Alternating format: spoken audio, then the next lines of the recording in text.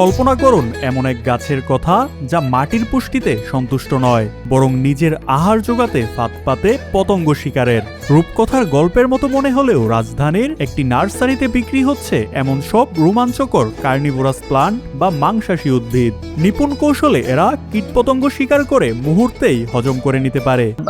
Carnivorous এখানে পাবেন, যেটা কিনা আপনার বলা হয় যে মাংসাশী উদ্ভিদ।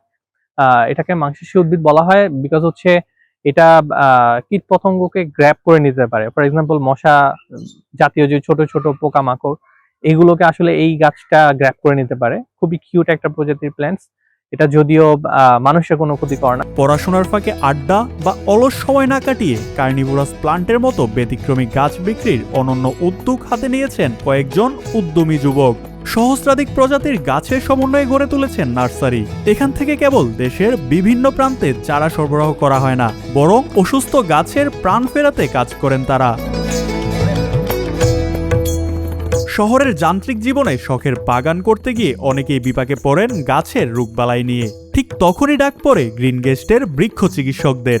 একটি ফোন কল পেলেই তাদের প্রতিনিধি পৌঁছে যান গ্রাহকের ড্রয়িং রুম কিংবা ছাদ বাগানে। মাটি পরীক্ষা থেকে শুরু করে সঠিক পুষ্টি নিশ্চিত করা সবই তাদের নখদর্পণে। গ্রিন গেস্ট থেকে বলছি, কিভাবে সহায়তা করতে পারি? আমি আপনাদের কাছ থেকে একটি বনসাই নিয়েছিলাম, সেটা ট্রিটমেন্টের জন্য একজনকে পাঠিয়ে দিলে ভালো হতো।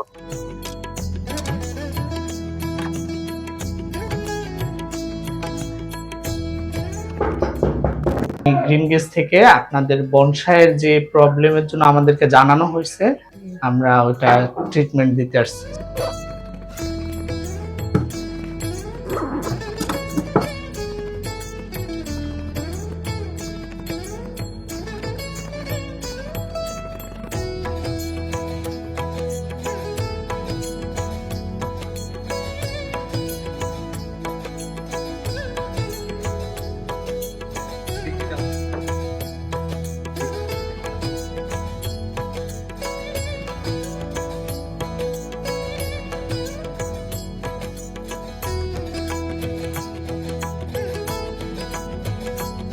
আমরা এটা দিয়ে যাইতেছি ম্যাম।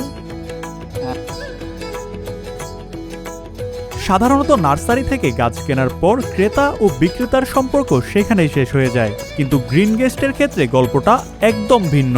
বাগান করার আনন্দ যখন রোগবালাইয়ের আক্রমণে বিষাদের রূপ নেয়, তখনই ত্রাতা হয়ে হাজির হন এই তরুণরা। ক্রেতাদের মুখেও এখন কেবলই আস্থার প্রতিধ্বনি। তারা বলছেন অনেক নামী নার্সারি গাছ বিক্রি করলেও পরবর্তীতে কোনো সহযোগিতা করে না, অথচ এই উদ্যমী যুবকরা একদমই ব্যতিক্রম। তারা কেবল ফোনের উপাসেই আন্তরিক নন, বরং প্রয়োজনে সশরীরে হাজির হয়ে মরা প্রায় গাছকে ফিরিয়ে দিচ্ছেন সজীবতা।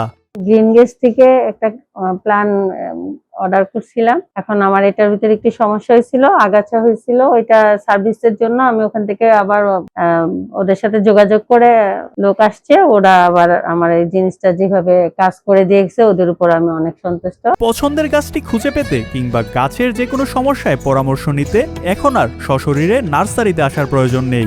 তাদের নিজস্ব ওয়েবসাইটে গেলেই মিলবে 1000-এরও বেশি গাছের বিশাল সংগ্রহশালা।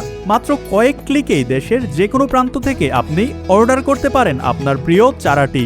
শুধু কেনা বেচাই নয়, তাদের ডিজিটাল প্ল্যাটফর্মের মাধ্যমে মিলছে 24 ঘন্টা অনলাইন সাপোর্ট। গাছের ছবি পাঠিয়ে মুহূর্তেই জেনে নিতে পারছেন এর সঠিক সমাধান। অর্থাৎ হাতের মুঠোই এখন পুরো একটি নার্সারি আর বিশেষজ্ঞ টিমের পরামর্শ। গ্রিন গেস্ট শুধু অফলাইন না, অনলাইনেও আমরা বিভিন্ন রকমের সার্ভিস দিয়ে থাকি আমাদের কাস্টমারদেরকে। আপনি আমাদের ওয়েবসাইট ভিজিট করতে পারেন www.greenguestbd.com। এছাড়াও আমাদের ফেসবুক পেজ আছে। আমরা এখানে অনলাইনে বিভিন্ন রকম কাস্টমারদেরকে সার্ভিস দিয়ে থাকি। যেমন কিছুক্ষণ আগে একটি ক্লায়েন্ট আমাদেরকে ফোন দিয়েছিল যে তার বনসাইয়ে কিছু সমস্যা দেখা দিয়েছে, তো আমরা আমাদের টিম মেম্বারকে সেখানে পাঠিয়ে দিয়েছি সেটির সমাধান করে দেওয়ার জন্য।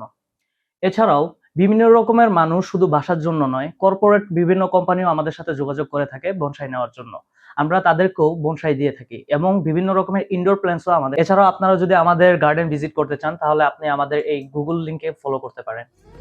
মানুষ অসুস্থ হলে চিকিৎসার জন্য ডাক্তার তো অনেক দেখেছেন, কিন্তু বিড়ালকে কখনো ডাক্তারি করতে দেখেছেন? রাজধানীর ভাসানটেকের এই দৃশ্যটি দেখলে আপনিও মুহূর্তেই থমকে দাঁড়াবেন।